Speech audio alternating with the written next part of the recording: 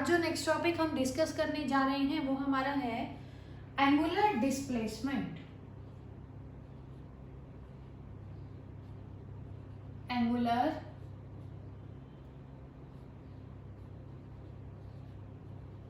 Displacement. अब linear displacement तो हम ऑलरेडी पढ़ चुके हैं, क्या होती है स्ट्रेट लाइन पाथ के अंदर। अब हमें पता करना है कि एंगुलर डिस्प्लेसमेंट क्या होती है। तो सबसे पहले आप लोगों को पता होना चाहिए कि जो एंगुलर डिस्प्लेसमेंट है हमारे पास, टोटल एंगुलर डिस्प्लेसमेंट, उसका सिंबल है बच्चों हमारे पास थीटा। अब एंगुलर डिस्प्लेसमेंट का मतलब समझने के लिए आप लोग थोड़ा सा ध्यान से देखेंगे। सपोज करो ये क्या है, हमारा कोई सर्कल है जिसका सेंटर है बच्चों हमारे पास कितना O, और रेडियस हम ले रहे हैं कितना R। तो क्या दे रखा है हमें, कोई सर्कल हमें गिवन है with centre O and radius small r। अब हमने क्या एज्यूम किया कि हमारे पास कोई पार्टिकल है और वो मूव कर रहा है किसके ऊपर, सर्कुलर पाथ के ऊपर। तो हम एज्यूम कर रहे हैं कि इनिशियली सपोज करते हैं हम पार्टिकल की पोजीशन क्या है हमारे पास, ए पॉइंट के ऊपर है इनिशियली पार्टिकल। अब हम कह रहे हैं कि पार्टिकल मूव कर रहा है सर्कुलर पाथ पे ऑफ रेडियस r। तो हमने सपोज किया बच्चों की कुछ देर के बाद, किसी इंस्टेंट ऑफ टाइम के बाद पार्टिकल पहुंच चुका है किसी पॉइंट b के ऊपर। अब हम कह रहे हैं कि अब ये रेडियस है तो ये भी क्या होगा हमारे पास, रेडियस वेक्टर होगा। अब देखेंगे कि हमने एज्यूम किया कि जब पार्टिकल ए पे था, कुछ देर के बाद वो बी के ऊपर चला गया, तो जो एंगल बनाया पार्टिकल की पोजीशन ने, पहले पोजीशन क्या है ए, अब पोजीशन क्या है पार्टिकल की बी। जो फाइनल पोजीशन है इनिशियल पोजीशन के साथ हम एज्यूम कर रहे हैं बच्चों, एंगल बना रही है कितना हमारे पास, थीटा। ठीक है, या क्या कह सकते हैं हम, स्मॉल एंगल है तो क्या लिख सकते हैं आप लोग, डी थीटा, आपकी मर्जी है। थीटा का मतलब क्या है, total angular displacement. D theta का मतलब क्या है, हमने स्मॉल टाइम के अंदर स्मॉल एंगुलर डिस्प्लेसमेंट ली है किसी ऑब्जेक्ट की जो मूव कर रहा है सर्कुलर पाथ पे। कहां से कहां मूव कर रहा है, from A to be, is represented by D theta. तो यहाँ पे ये जो है हमारा बच्चों डी थीटा, डी का मतलब क्या है स्मॉल, थीटा का मतलब क्या है एंगल। अब देखेंगे हमारे पास पहले पार्टिकल ए के ऊपर था, अब पार्टिकल बी के ऊपर है। क्योंकि हमें एंगुलर डिस्प्लेसमेंट निकालनी है, डिस्प्लेसमेंट हमने पढ़ा हुआ है स्ट्रेट लाइन पाथ, किसके बीच में, इनिशियल पोजीशन और फाइनल पोजीशन के बीच में। तो ये जो है हमारे पास ए बी, ये हमारी क्या होगी, डिस्प्लेसमेंट होगी। कौन से डिस्प्लेसमेंट, एंगुलर डिस्प्लेसमेंट होगी।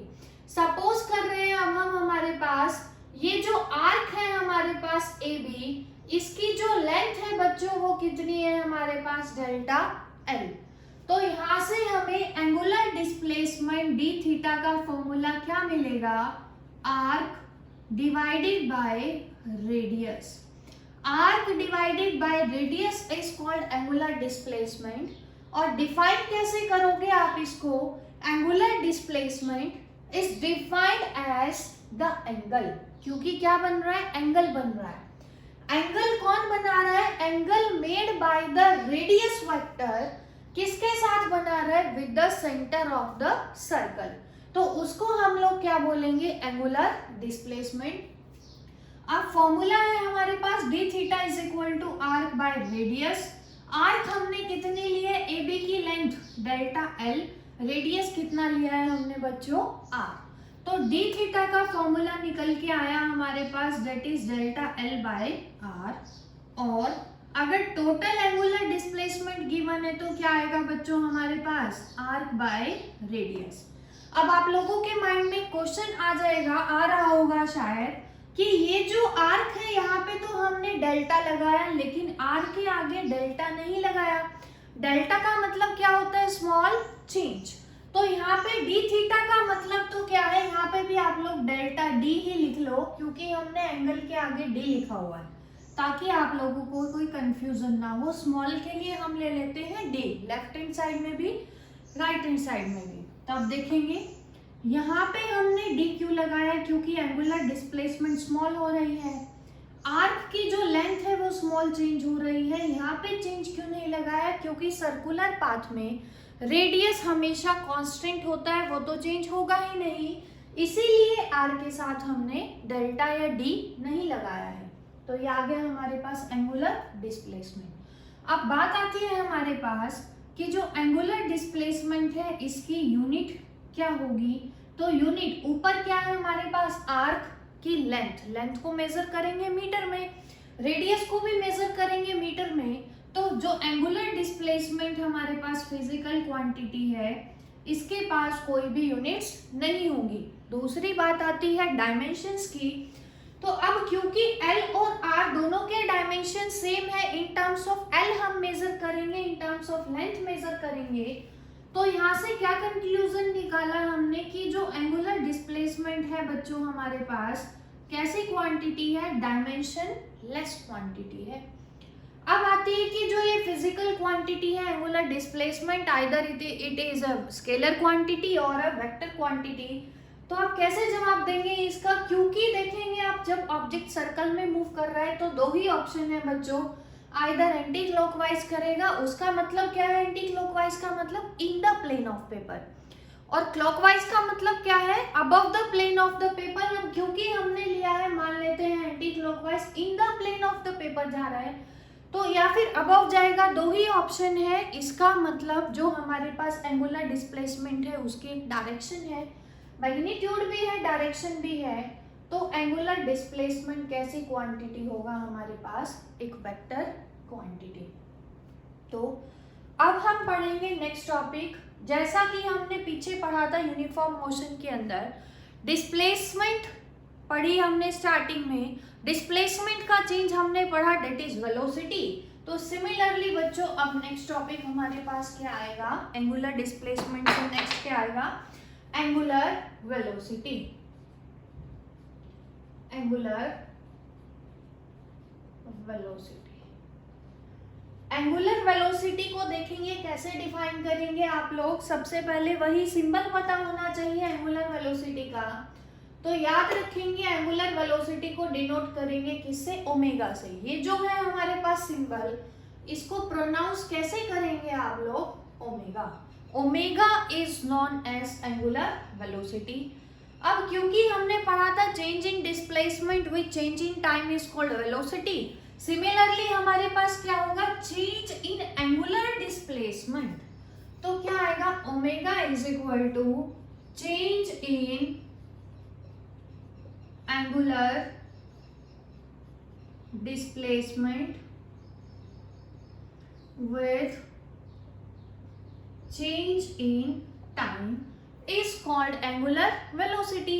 एंगुलर वेलोसिटी का मतलब क्या है कि ऑब्जेक्ट मूव कर रहा है सर्कुलर पाथ पे, तो अब जो डिस्प्लेसमेंट है वो चेंज होगी बच्चों, डिस्प्लेसमेंट चेंज होगी हर इंस्टेंट ऑफ टाइम के ऊपर, तो उसके पास कुछ वेलोसिटी होगी, that is called angular velocity and it's symbol is omega. तो ओमेगा का फॉर्मूला क्या आएगा बच्चों, हमारे पास चेंज है तो डी लगा सकते हैं और आप लोग डेल्टा भी लगा सकते हैं। डी चेंज कौन हो रहा है, एंगुलर डिस्प्लेसमेंट, क्या है symbol, theta, divided by change in time is represented by D T. अब बात करते हैं इसकी यूनिट की। यूनिट की अगर आप बात करोगे तो हमने देखा था एंगुलर डिस्प्लेसमेंट के पास कोई भी यूनिट नहीं थी, लेकिन टाइम के पास यूनिट होगी, ऊपर जाएगा तो 1/टाइम, टाइम की सेकंड, तो यूनिट क्या आ जाएगी बच्चों, सेकंड इनवर्स। दूसरा यूनिट डायमेंशंस की अगर मैं बात करूं तो डायमेंशनल फॉर्मूला देखेंगे, थीटा का कोई डायमेंशनल फॉर्मूला नहीं है, m0 l0 t0, तीनों जीरो हो जाएंगे। नीचे क्या है हमारे पास, टी का डायमेंशनल फॉर्मूला क्या होगा, टी, तो डायमेंशनल फॉर्मूला क्या आ जाएगा, m0 l0 t की -1। ये आ गया हमारे पास dimensional formula for angular velocity. अब क्योंकि इसकी भी एक पर्टिकुलर डायरेक्शन है चेंज होने की, तो इसीलिए एंगुलर वेलोसिटी भी क्या होगी हमारे पास, एक vector quantity. Similarly third term हम पढ़ने जा रहे हैं, अब क्या है देखेंगे। वेलोसिटी का चेंज टाइम के साथ, आप लोग प्लीज मुझे बताएंगे फटाफट, क्या बोलते हैं उसको, एक्सेलरेशन। तो अब इससे जो नेक्स्ट टॉपिक होगा हमारा क्या होगा, angular acceleration. Angular acceleration, angular acceleration. देखो जब ऑब्जेक्ट स्ट्रेट लाइन में मूव करता था तो हमने उसका सिंबल एक्सेलरेशन के लिए क्या लिया था, स्मॉल ए। अब बात आती है एंगुलर एक्सेलरेशन की, कि ऑब्जेक्ट मूव कर रहा है सर्कुलर पाथ पे, तो सर्कुलर पाथ पे जो एक्सेलरेशन होगी बच्चों, date is represented by alpha. अब एक्सेलरेशन हमने पढ़ा हुआ है change in velocity with change in time, तो यहाँ पे हमारे पास एंगुलर वेलोसिटी एंगुलर एक्सेलरेशन का फॉर्मूला क्या आएगा, alpha is equal to change in velocity नहीं आएगा क्योंकि सर्कुलर पे मूव कर रहा है, तो क्या आएगा, change in angular velocity with change in time, ये आएगा। अल्फा क्या है बच्चों हमारे पास, change in angular velocity, change is denoted by either small d और डेल्टा, हम यहाँ पे डी ले रहे हैं सभी के अंदर। Change in angular velocity and angular velocity is omega divided by change in time, तो ये आ गया बच्चों हमारे पास फॉर्मूला किसके लिए, एंगुलर एक्सेलरेशन के लिए। अब ओमेगा की यूनिट क्या थी हमारे पास, सेकेंड इनवर्स, ऊपर से एक और टाइम आ जाएगा हमारे पास, तो क्या आ जाएगा, सेकेंड इनवर्स का स्क्वायर हमारे पास। सिमिलरली डायमेंशनल फॉर्मूला की बात करेंगे, ओमेगा का फॉर्मूला क्या था, टी की -1 अपॉन में एक और टी आ जाएगा, तो डायमेंशनल फॉर्मूला क्या आएगा बच्चों, m0 L0 टी की -2। तो dimensional formula for angular acceleration is m0 L0 T की power -2।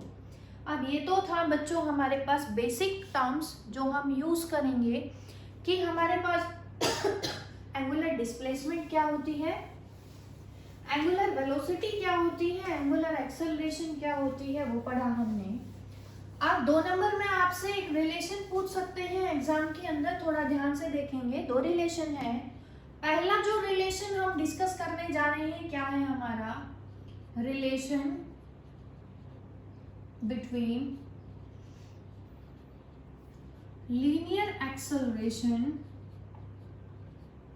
and angular acceleration। 2 number में पूछ सकते हैं आपसे कि आप लोग रिलेशन फाइंड आउट कीजिए between linear acceleration and angular acceleration. अब आप लोगों को पता है कि लीनियर एक्सेलरेशन हमारे पास, लीनियर वेलोसिटी कर लेते हैं पहले, एक्सेलरेशन बाद में करेंगे, पहले वेलोसिटी में रिलेशन निकाल लेते हैं, relation between linear velocity and angular velocity, उसके बाद एक्सेलरेशन वाला निकालना इजी रहेगा हमारे लिए।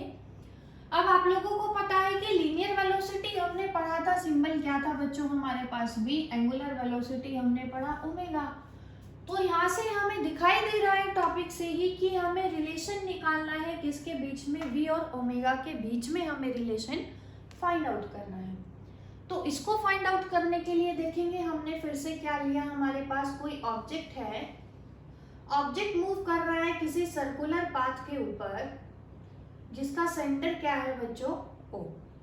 सपोज कर रहे हैं कि जो इनिशियल पोजीशन है पार्टिकल की, वो जो डिस्प्लेसमेंट है सेंटर से कितनी है हमारे पास, r डिस्प्लेसमेंट ले लेते हैं।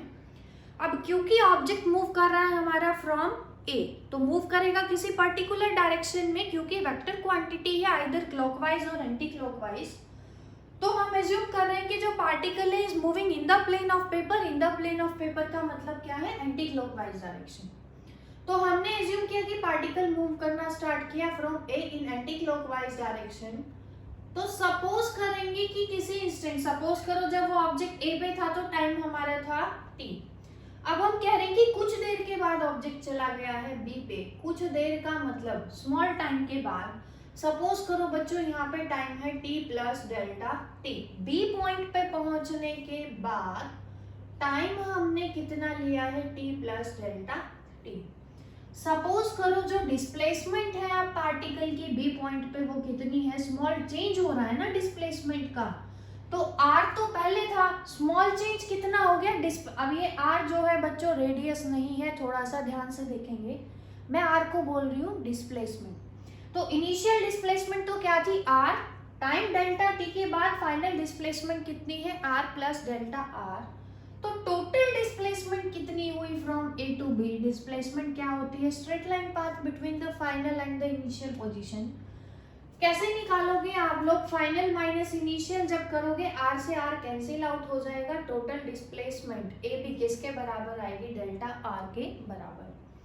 अब हम सपोज कर रहे हैं कि जो ए टू बी में ऑब्जेक्ट गया तो जो एंगुलर डिस्प्लेसमेंट है, क्योंकि वेलोसिटी हमें निकालनी है, वेलोसिटी डिपेंड करेगी डिस्प्लेसमेंट पे, क्योंकि स्मॉल चेंज हुआ है सभी पैरामीटर्स का, तो सपोज किया हमने small angular displacement is delta theta. अब एंगुलर डिस्प्लेसमेंट का फॉर्मूला हमें पता है, that is delta theta is equal to arc by radius. अब जो डेल्टा आर है वो क्या है हमारे पास, डिस्प्लेसमेंट है, टोटल कितनी हुई, हमें चाहिए आर्क की लेंथ। ए टू बी जो आर्क है इसकी लेंथ हमने मान ली डेल्टा एल, ये क्या है आर्क की length.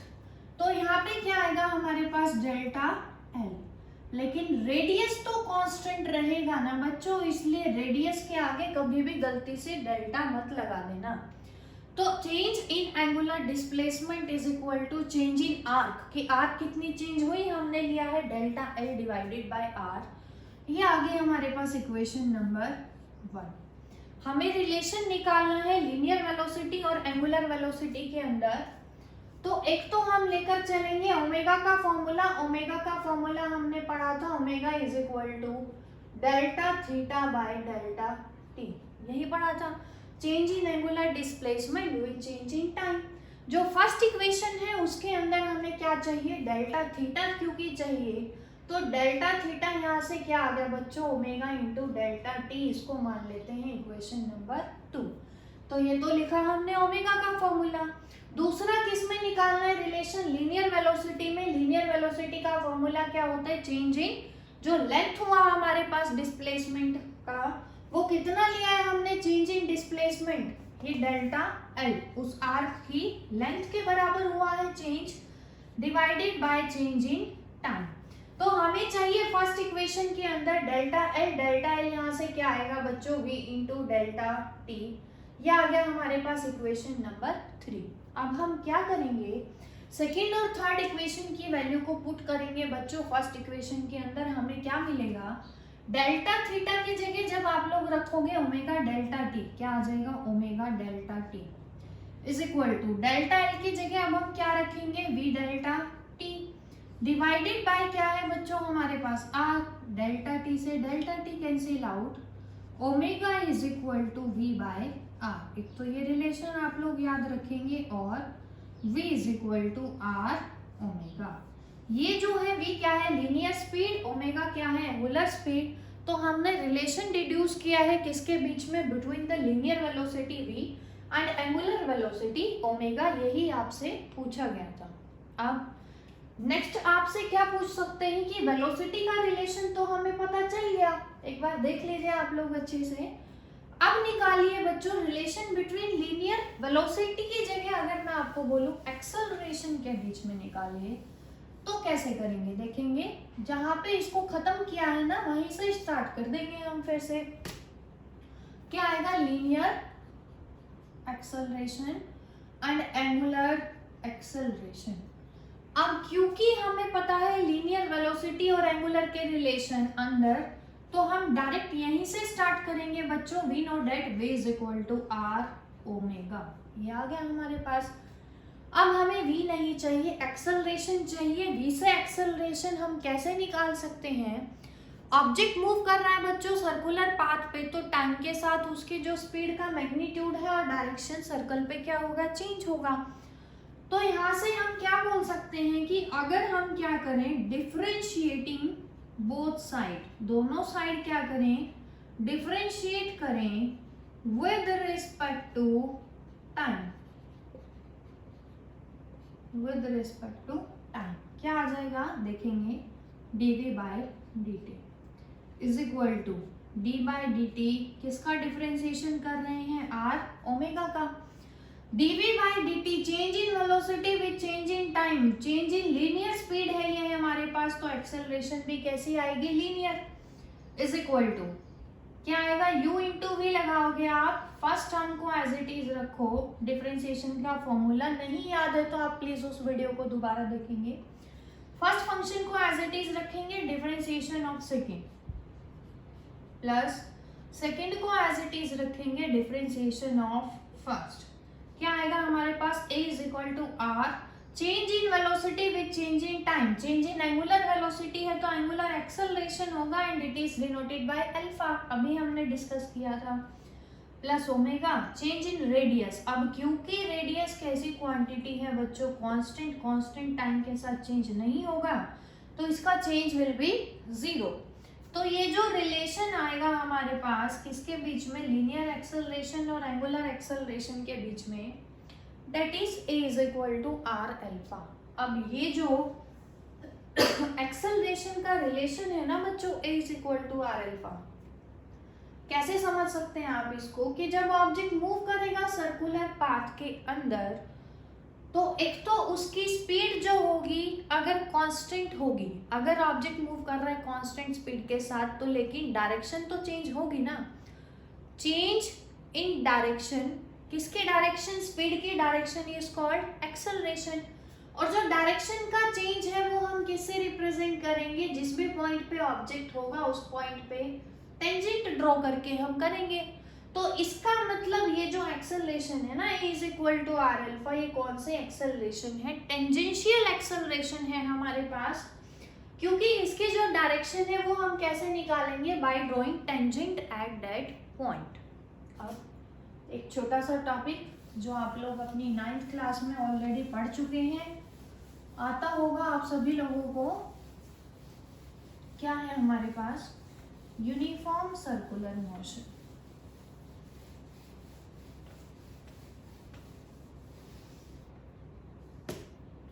Uniform circular motion. Uniform का मतलब तो अब आप लोगों को पता ही है क्या है, कि यूनिफॉर्म का मतलब चेंज ना हो, that is same. Uniform circular motion का मतलब क्या है बच्चों, की अगर ऑब्जेक्ट मूव कर रहा है किसी सर्कुलर पाथ के ऊपर, लेकिन जो उसकी स्पीड है वो कैसी है, कांस्टेंट स्पीड के साथ मूव कर रहा है।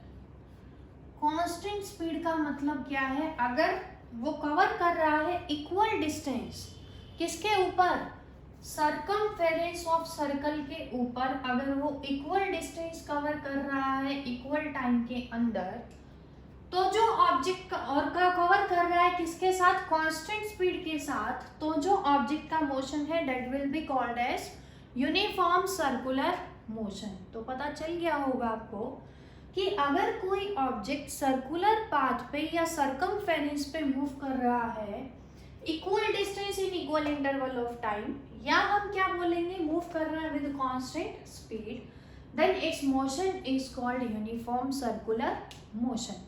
अब सर्कुलर मोशन के अंदर आप लोगों को एक टर्म पता होनी चाहिए, क्या है वो टर्म हमारे पास, टाइम पीरियड। टाइम पीरियड का जो सिंबल है वो क्या है, कैपिटल टी।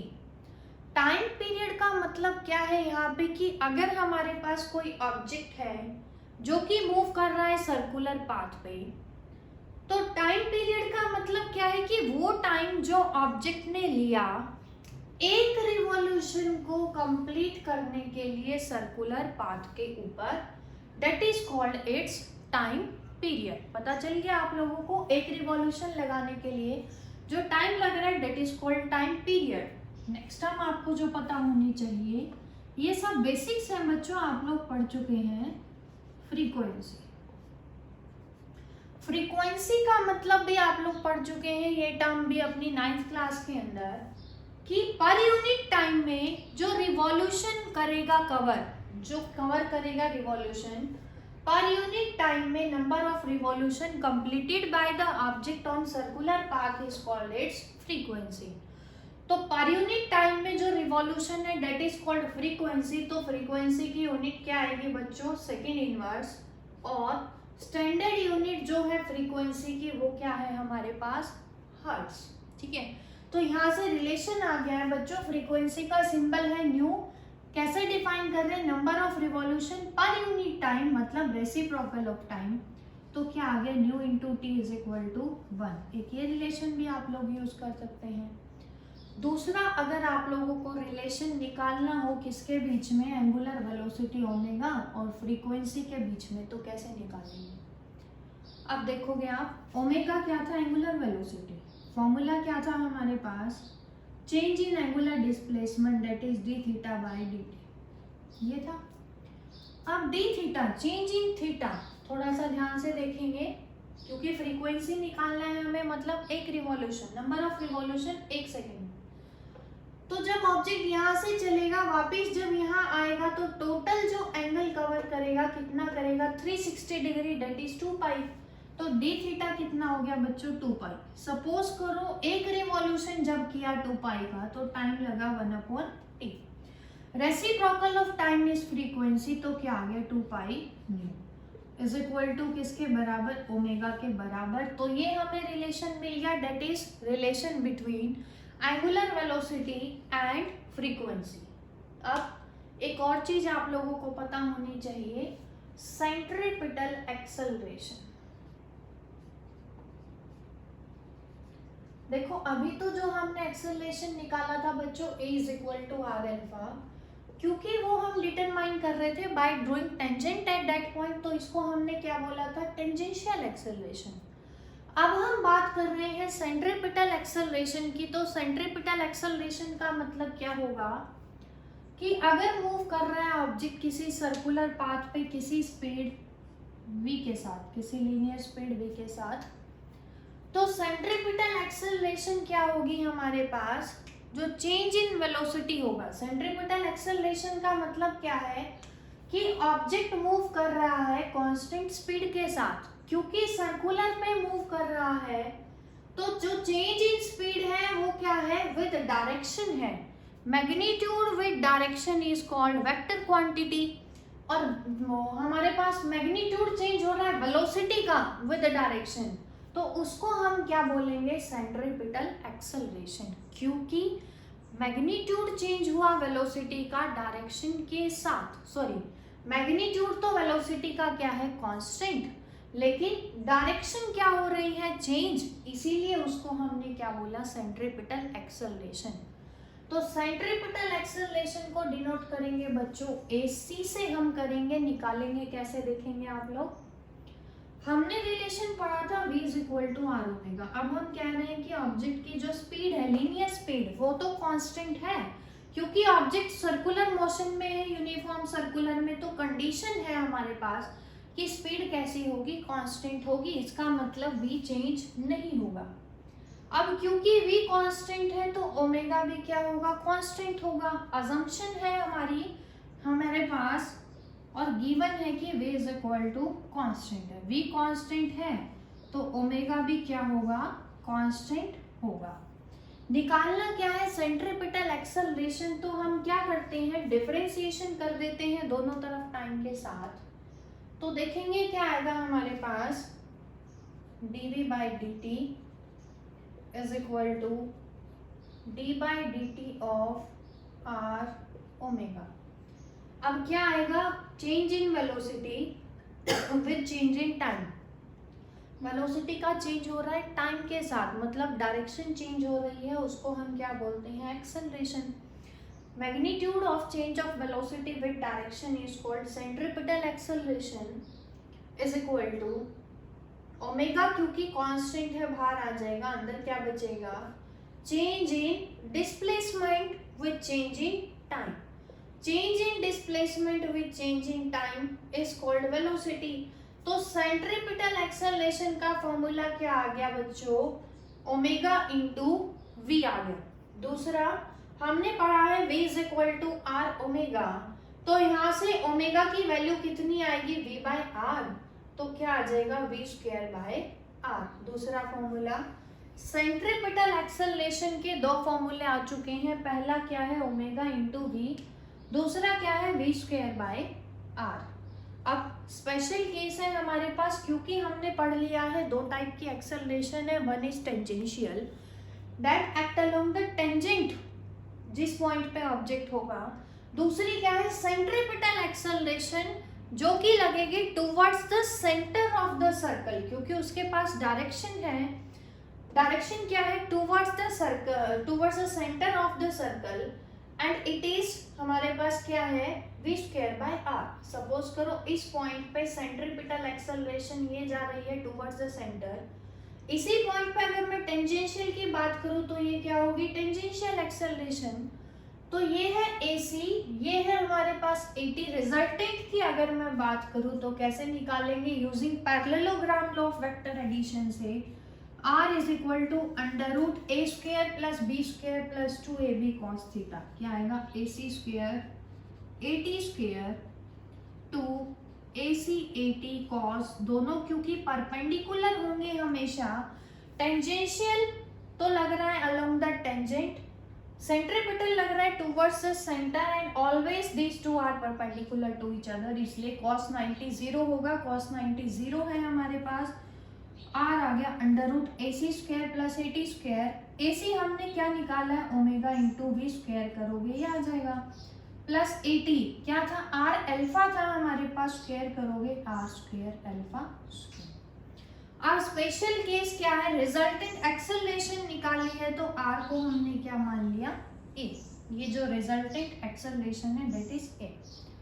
अब स्पेशल केस है हमारे पास, अगर सेंट्रीपिटल एक्सेलरेशन क्या होगी हमारे पास जीरो होगी, सेंट्रीपिटल एक्सेलरेशन जीरो अगर होगी तो ऑब्जेक्ट के पास सिर्फ कौन सी एक्सेलरेशन होगी, टेंजेंशियल एक्सेलरेशन होगी, और उसको डिटरमाइन करेंगे किससे, टेंजेंट से ड्रॉ करेंगे, ठीक है, टेंजेंट से हम फाइंड आउट करेंगे उस पॉइंट के ऊपर टेंजेंट ड्रॉ करके। दूसरा केस क्या है कि अगर बच्चों टेंजेंशियल एक्सेलरेशन जीरो हो, टेंजेंशियल अगर जीरो होगा तो हमारे पास ये भी क्या हो जाएगा r अल्फा है, ये क्या हो जाएगी जीरो, टेंजेंशियल जीरो है तो a इज इक्वल टू क्या आ जाएगा ओमेगा इंटू वी, इसका मतलब ऑब्जेक्ट मूव करेगा विद कांस्टेंट एंगुलर वेलोसिटी। तो यहाँ हमने पढ़ा that acceleration is of two types, that is tangential and centripetal. Tangential is always along the tangent and centripetal is towards the centre of the circle. आज के लिए इतना ही discuss करेंगे, next topic हम अपनी नेक्स्ट वीडियो के अंदर discuss करेंगे। तब